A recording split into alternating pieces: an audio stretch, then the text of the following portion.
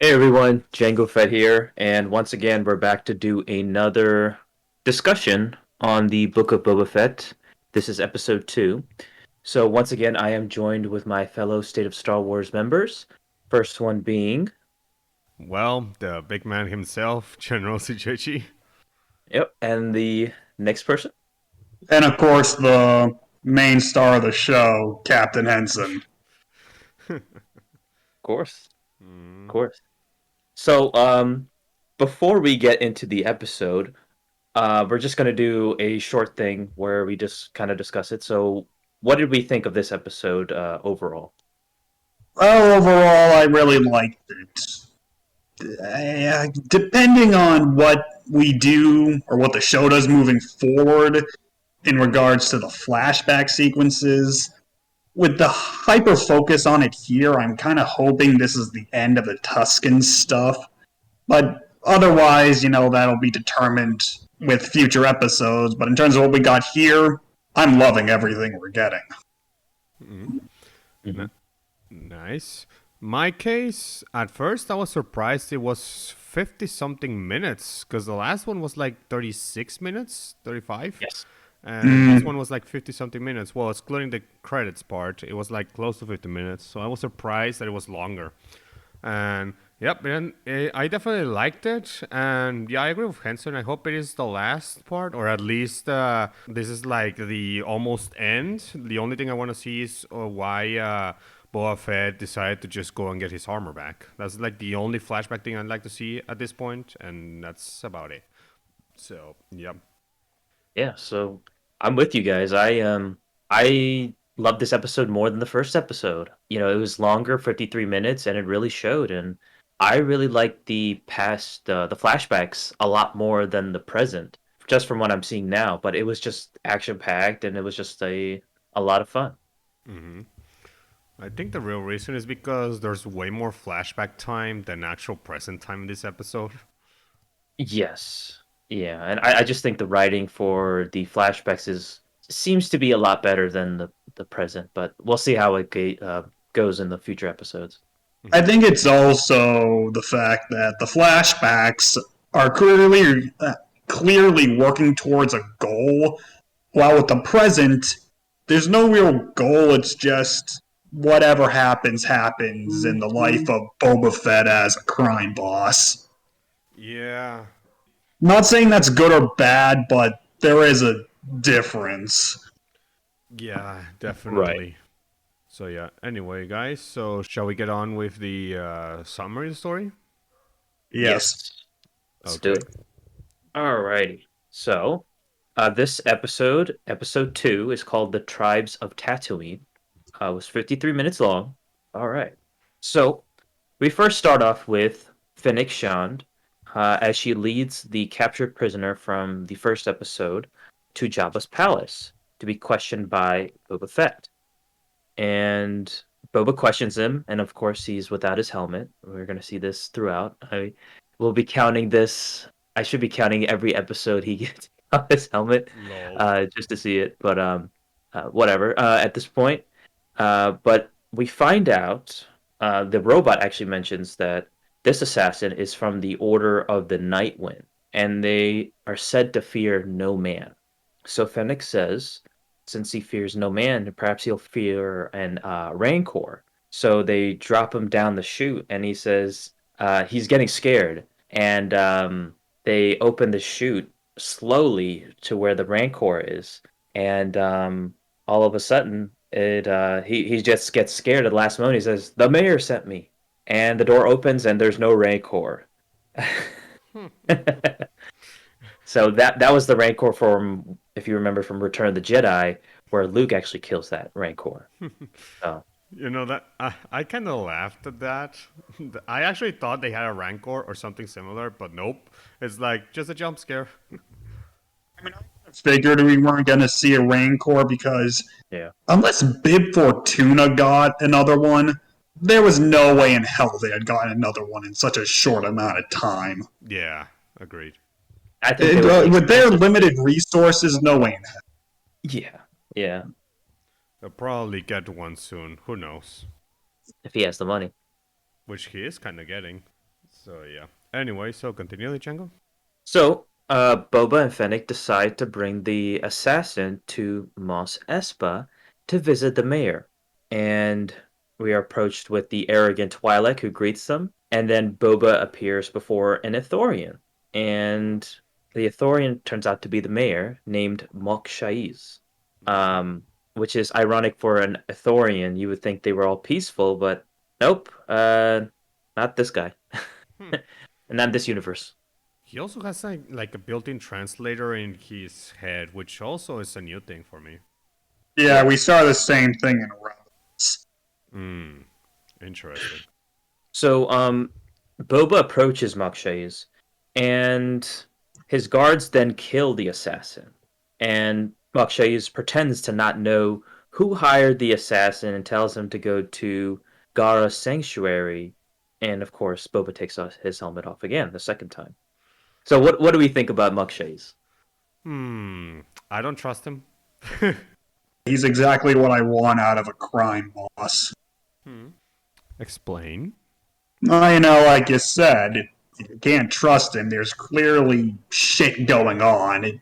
It's one of those things in fiction, I guess in real life too, where you'll have these criminals who know what's going on, but they'll act as though they're in the dark. Trying to keep or trying to portray themselves a certain way, even though the other person, in this case Boba Fett, knows it's bullshit. I don't know. I just find the underworld and how criminals act really fascinating. Mm-hmm. And the thing is, he's not part of the underworld. He's actually I mean, he is connected, of course, but he is using his political power as mayor to do shady stuff. So he's out in the open. Uh, Yep. but yeah, that's the real kicker out of that. And maybe he's in league with the Hutts. I mean, that could be some intriguing stuff in the future. Yeah, indeed. Indeed. So they end up going to Gara's sanctuary. There's some drum beats that start erupting. So it seems like every time they go to Gara's sanctuary, there's always something Trouble. that interrupts them, or they just leave and there's like something that happens to them. So this is the second time this has happened. So maybe the third time something happens and then they get in another fight or something. It just seems like that's like a main hub for violence or something. I just found that odd. But anyway, so drum beats start, and Boba and Fennec get out of the sanctuary, and emerge comes these Hutt twins. These twins claim that this is their territory now, and Boba says otherwise. So one of the Hutts says, "Oh, we can do this the violent way," and they bring like a huge hulking Wookiee warrior to come and fight. I think he's like a gladiator fighter. I think they mentioned that a former gladiator fighter who's now like a warrior for the Hutts. Mm-hmm. Um, so he emerges, and it looks like they're ready for a fight. But then they decided not to go the violent route and wish Boba the best to his health. So they decide not to fight and just leave right then and there. Mm-hmm. And it Um, should be noted this Wookiee is called a Black Chrysanthemum, who's from the comics. Yeah, I was gonna mention that this Wookiee actually has multiple appearances in several Disney Star Wars comics from Yeah, the from Vader comic, Afra comic, I think also the Star Wars comic. He's also been with, or he was, him and Boba Fett have a history, hmm. so they know each other. And if you watch the episode or rewatch it, you'll notice that the way they look at each other, that yeah, they know each other.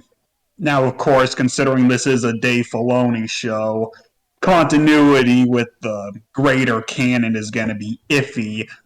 But at the very least, it's cool to see that at least something is there.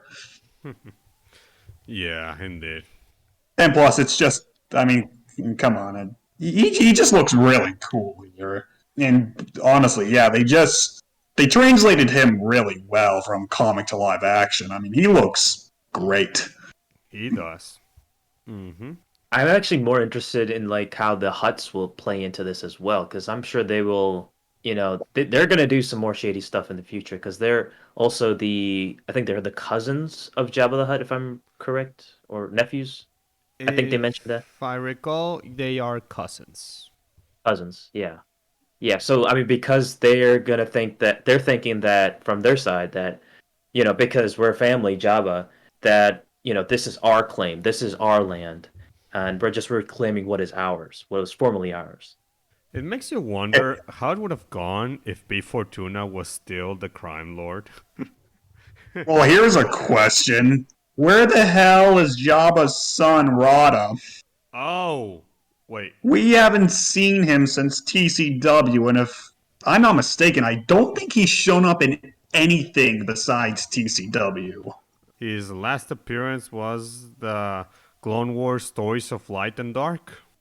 That's it. Okay, so that is a recent thing, but still Clone Wars connected. Still connected to the Clone Wars. Mm-hmm. Yeah, so we have no idea where the hell he is right now. And Think. I'd say this show would be a perfect time to do something because, you know, Mm-hmm. Yeah, and my thing too is like, how did Bib Fortuna, of all people, manage to have such good connections and stay alive this long to actually, take over Jabba's hold and stay good with the Hutts at the same time as well? Yeah, that's true. B Fortuna was killed in 991, if I'm not mistaken, at the end of Mandalorian too. he was killed by Boba. Yeah, but my thing is like, how did he stay in power right after Jabba died, you know? Why didn't the twins come before to claim their territory? Right. Yeah, that's exactly, yeah. I mean, nothing necessarily said. I mean, obviously, we don't have all the information, so I'm sure something happened. And besides, I mean, it's not like the Huts like each other. Maybe a deal was struck between Bib Fortuna and the Huts. We don't know. We'll just have to see if anything comes about that. Does make you wonder what did that small document that the twin huts had that said? Did it say like, oh, this was like Java's family territory, or it said that the territory belonged to them, or what do you guys think it said? I think it was I'm like not their own. sure. Yeah, I think it was like their own document that they made that it just said that, oh, this is ours. So you think they just wrote it and it's like, oh, this is official, even though nobody. Oh yeah, this is Huts we're talking about, of course. There's I mean, considering the fact that the Huts are always trying to backstab and one up each other, I mean, yeah.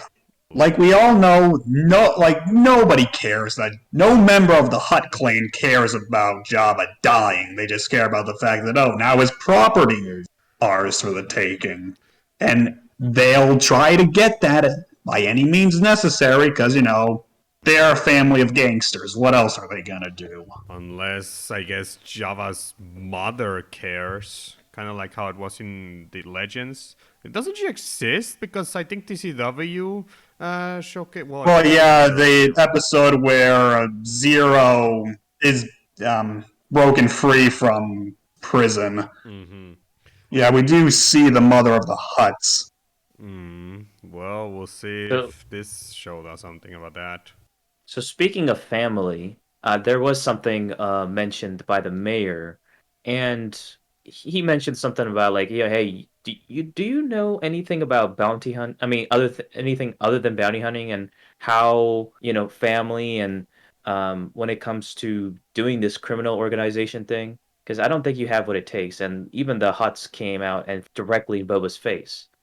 And yeah, it's a completely different thing when you have all this power in comparison to just being by yourself the whole time.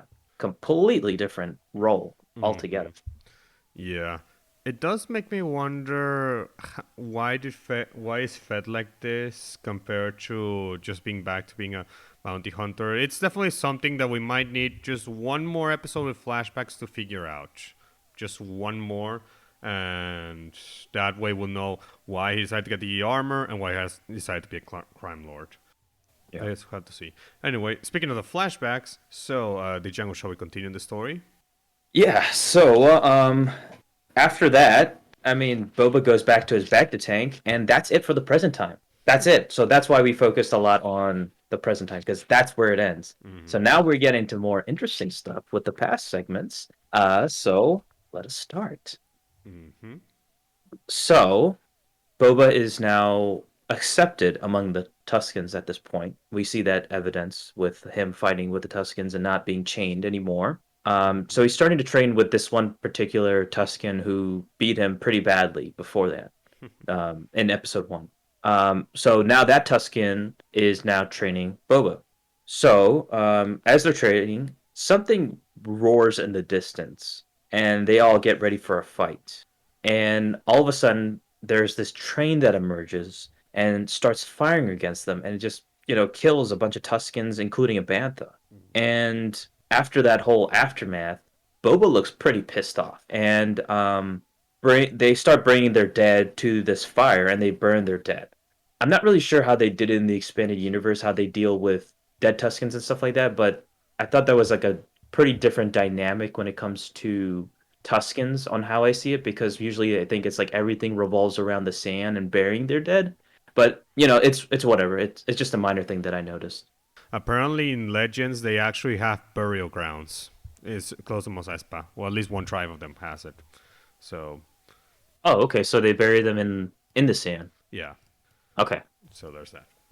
So this train, yeah, just starts destroying everything. So Boba then starts to come up with a plan. He speaks through sign language and says he can stop the train to the Tuscans. And the Tuscans said, okay, do it.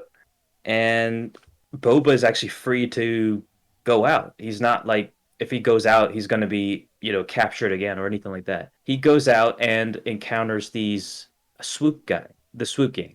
And they're in this bar. They're wreaking havoc in this bar. And he comes in and just beats everyone up, and he gets out without saying a word. And I thought that exemplifies Boba perfectly, because he is a man of, not many words.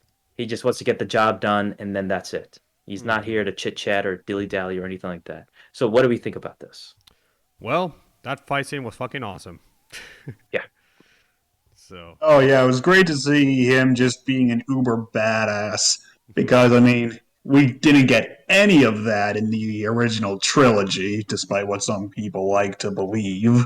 So it was nice to see him just being able to do his thing. And also, I'm fairly certain the girl we see here and the guy she's with are characters from the first Biggs deleted scene from episode 4. You know, Luke's friend group. They look familiar. Yeah. I think that's who they are. you're right, Henson. They are them. So apparently, one of them is called Lace Loniosner, which is basically a male human who lived in the Outer Rim planet Tatooine. Yep, and apparently it says here that he originally was played by Anthony Forrest in a few deleted scenes from the film Episode 4, and in here he was portrayed by somebody else called Skylar Bible. But yeah, it's the same character. So that's him. Yeah, I mean, yeah, it really just goes to show you that they say what you will at the end of the day about Dave Filoni, but like, shit like that happens. It's just really fucking cool. Was there any credit for Dave Filoni in this episode? Because I only saw the director and Jon Favreau. I know. I mean, I'm just saying, I mean, let's face it, this is Dave Filoni and Jon Favreau's show, and of course, I mean, we all know how Dave Filoni is. Yeah, because I do see that Dave Filoni is credited as a writer and director of the entire show, and executive producer as well. So there's that. Yeah. The point is, that was unexpected, and it was great. Yeah, Yeah. I agree. And the woman, Camille Marstrap, also was in the deleted scene. Yep. So it is those two, which is great. All right. So moving on. I also want to mention that it was directed by Steph Green. I'm not familiar with that name. I think I've heard it before, but I'm sure he's been involved with other Star Wars stuff in the past or something like that. But anyway, so I love that scene. I thought it was a great scene overall. So Boba then appears to the Tuscans. He returns to the Tuscans with a bunch of swoop bikes, and this is what I knew immediately what would happen. So the Tuscans instinctively, when they see technology, immediately try to destroy it. They want to scavenge it for parts. Yeah, because they don't. It's not their culture. They don't trust technology. They don't like outsider things in general. But this Boba kind of changes their mindset when they actually tries to teach them on how to use the swoop bikes in order to take down the train. So he wants to train them to use the swoop bikes in order to get on the train and just disable it and get the goodies from there. How is the So training process? yes, yeah, let's mention that. What do we think about that? Okay, so the Thought it training, was fun. so Boa training them to use the swoop bikes, a bit hilarious and also interesting at the same time. Yes, it Cause was a long, egregious process. Let's just say that. the first And time one of the Tuscan Raiders got into a swoop bike, he accidentally pushed the reverse. sounds right. Yeah. Yep. Oh my god, that was funny. Even though Boa told him, "This is how you go forward. This is how you go back," but like up back. Oh my god. So, but yeah, it was definitely interesting. Makes you wonder how Tuscan Raiders would now be now they got some idea. Well, not only ideas, but they also have technology on their side now. At least some parts of it. I wonder how they're now living their lives after Boba Fett left them. I just don't think they'll change much. I think they'll still be relatively the same. I don't think they'll be like open-minded about technology and outsiders in general. It I feel like Tuscans are very stubborn lot in general, and I feel like even it takes a lot to be accepted within Tuscans. I mean, like look at the expanded universe for instance. Even with like talking with a droid encoder, like to translate. I mean, I'm surprised they didn't even go out and just destroy the droid immediately when talking to the chieftain. Oh yeah, Uh, I'm thinking about a post Jedi character, Tahiri Vila, who was human, joined Tusken tribe at a young age. No one besides the tribe leader liked her. So yeah, Tuskens are very much they like keeping to their own species. yeah, Though I do see the Tuscans here actually be more receptive of Boba Fett and any other character, even in Legends. So Though of course he had to prove himself. Like he had to kill a monster before that happened. yeah. so the train appears, and they get on their bikes, and they go as a group to attack the train, while others are covering fire as well. So the Tuscans start sniping, and they also start getting on top of the train as well. And as they're going on the train, there's a lot of action that happens, a lot of really just great action overall. But the what I thought was really cool is after this point where Boba gets on and they're stuck, they're under fire, the other badass Tuscan, the Tuscan that was training Boba for a while, appears and just destroys everyone along the way to clear the path for and the other Tuscans to go along the way, which I thought was just great. I love that scene. So after that point, we have the conductor. Boba actually sees the conductor, and the conductor just leaps off the train. And Boba pulls a switch to deactivate the train, and the whole train just falls off. And there's a lot of loot and prisoners from there. And I thought just a really fun train heist scene. What are our thoughts on that? Henson? Well executed. And plus the I'm fairly certain these are the Pikes. So, the cool connection to TCW there. Oh, And yeah. who knows, we could be leading towards finally seeing Kira. Kira? Yeah, Kira from Solo again. But Yeah. yeah, and plus it was really cool to see just how cold and calculating Boba can be, especially when he's talking to the captured Pikes. Yeah, indeed. And can I mention how the train was being like literally driven and controlled by a freaking droid? I thought it was like some leader Pike or somebody, like, or two drivers. No, apparently it's a droid, and the droid is like so coward that he decides to face Boba Fett. He's like, "Oh, I'm gonna leap out of the window."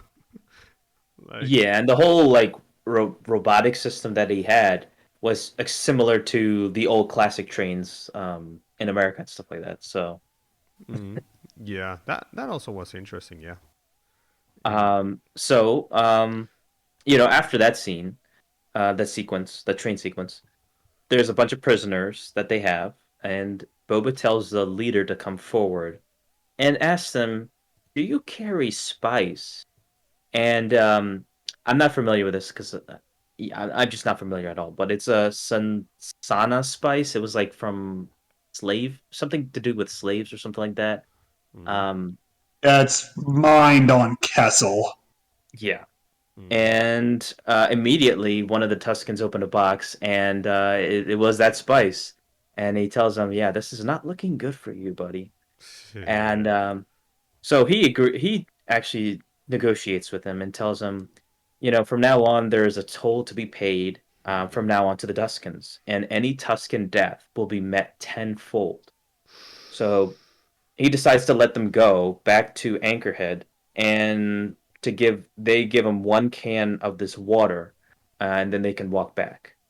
And they're like, "Oh wait, we're gonna die." I mean, just you know, Boba's like, "Well, whatever. That's your problem. You deal with it." Not exactly. Boba Fett actually said that they would travel with some Tusken Raider protection and also with some bits of food and supplies to make the They journey. did give them some water. Yeah, they Yeah. did. So, But when you say Tuscan protection, it's not like they're actually going out and walking with them. No, it's like they're allowed to walk back. It's not like they're going to be protected from now on.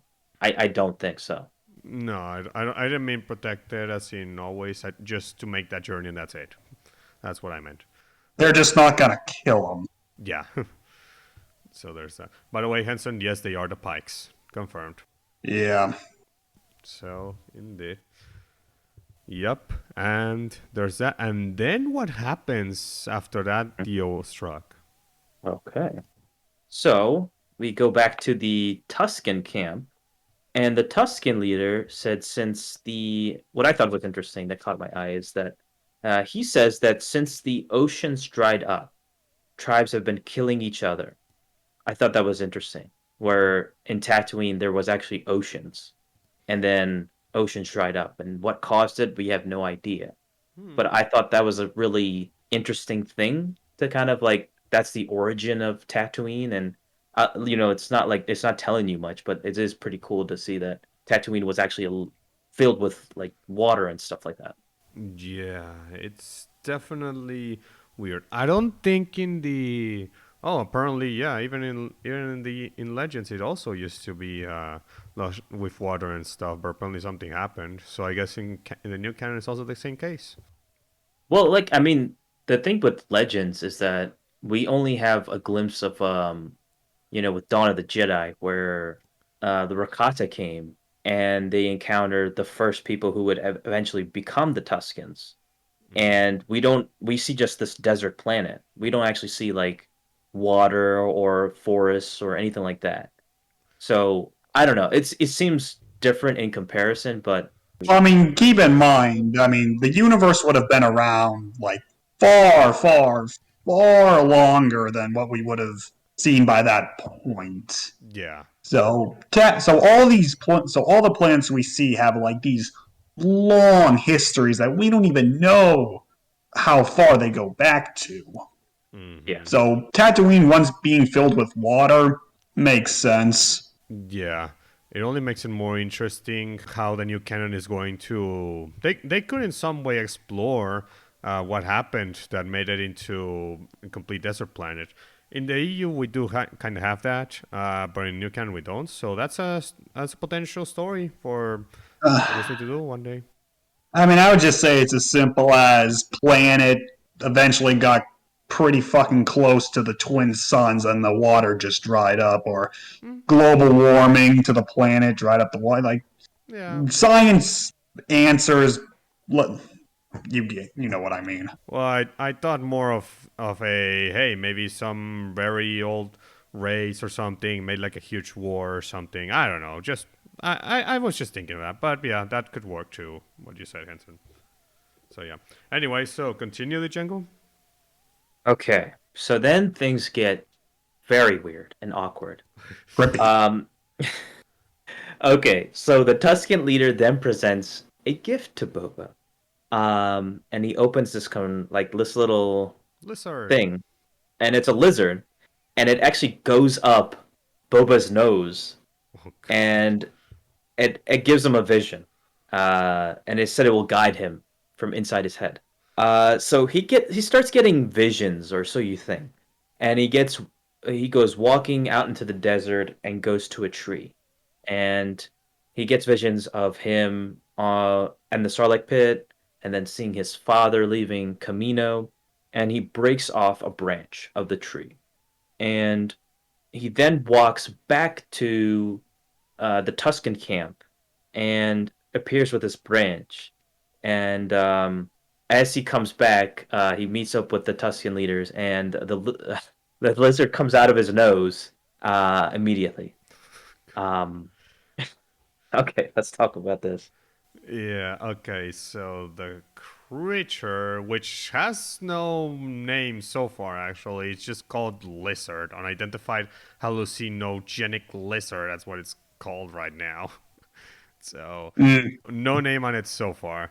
So, there's that. Second, did that give me a bit of vibes, a bit of TCW vibes? Because I don't know if you guys remember, there was those stinking worms that got into the noses, and you're like become one of the zombies of the Genosians. Like, did any one of you got flashbacks of that? Because I did for a bit.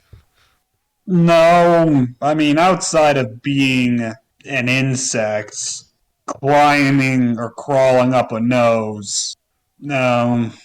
I Mm. mean, with the effects of both being completely different, Well, comparing the two just didn't cross my mind.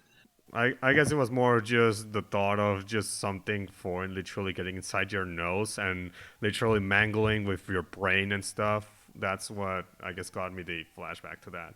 Yes, and Boba Fett went on a literal trip. Yep, indeed.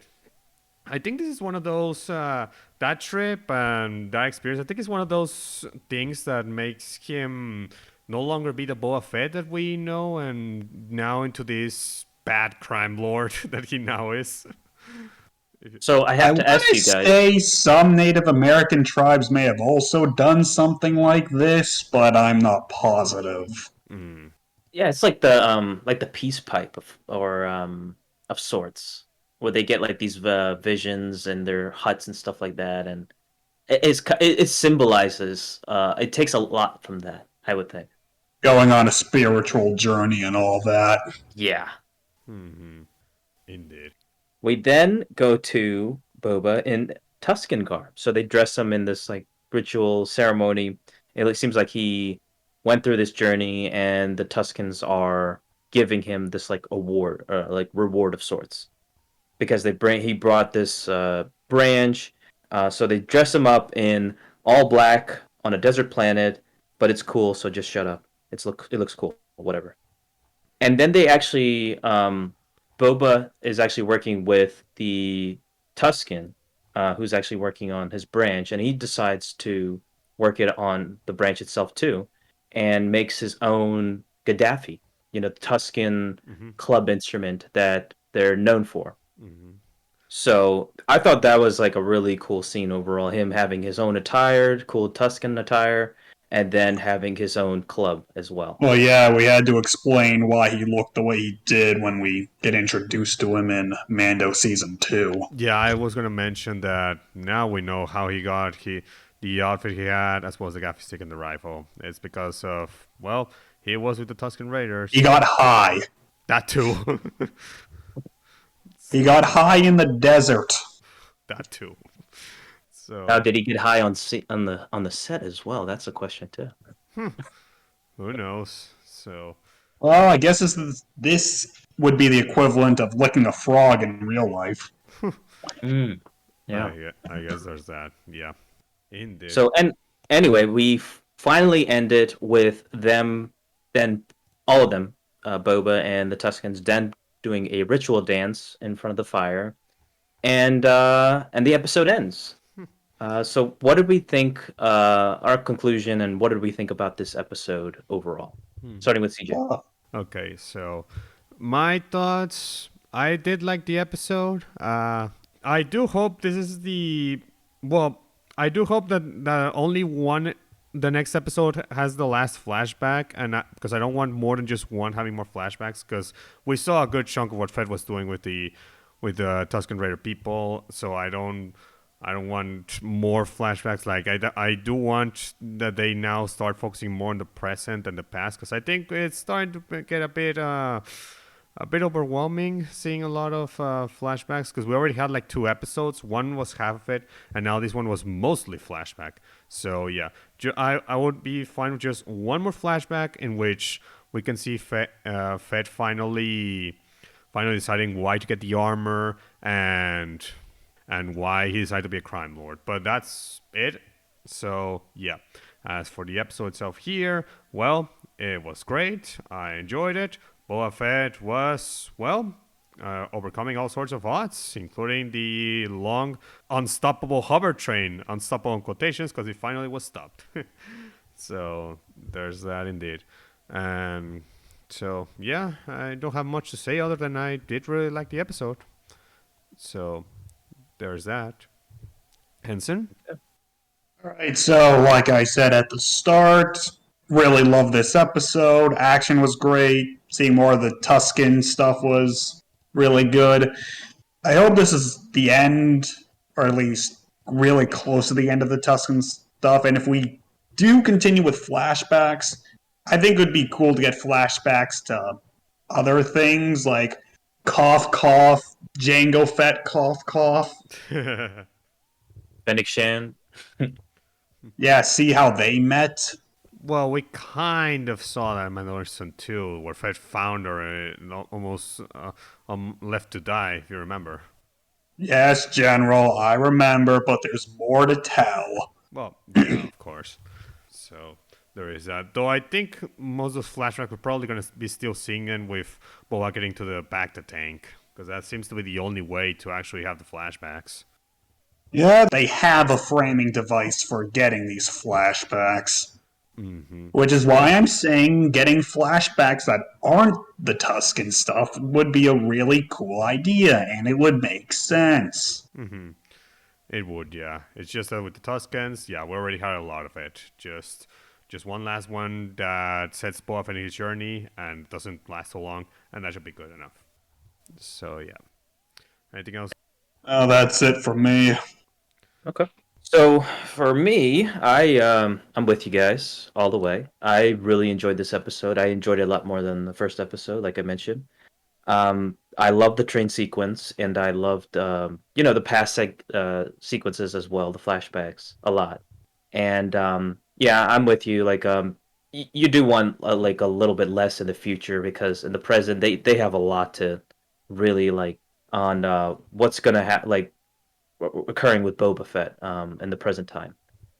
But I love the past the flashbacks quite a lot with the Tuscans and stuff like that, and I just love how with the Tuscans they're getting like a redemption arc in the new canon because like before they're always depicted as just savages, brutal savages that have no like just awful human beings or beings whatsoever. But I've always had a soft heart for them because of reading the EU and stuff like that, and kind of seeing the correlation between them and Native Americans, Native American culture and stuff like that. And now we finally just see it right here in like right here in this episode where they've accepted Boba Fett and they've have these like different rituals and traditions, and they're not like these violent savages that we've been grown to seeing, accustomed to seeing over and over again. So I do like that change a lot. So I have to be I mean this has been happening since like Mandalorian season 2 where they really started it. But I do like this shift for the Tuscans now. Yep. Indeed. And while there were some news sources that depicted the Tuscans as not necessarily violent savages that will kill anything that moves, like Knights of the Republic 1, for example, yeah, definitely we haven't had much. So it is definitely cool seeing that Tuscans definitely getting some redemption here in the new canon. Yeah. Or at the very least, or portraying them not so black and white. Yeah. Mhm. All So right. So that was it on our discussion. Let us know what you think of episode 2 in the comment section below. We're excited for episode 3. Thank you guys so much for listening or watching, and we'll see you guys on the next discussion review. bye bye. So, Take care.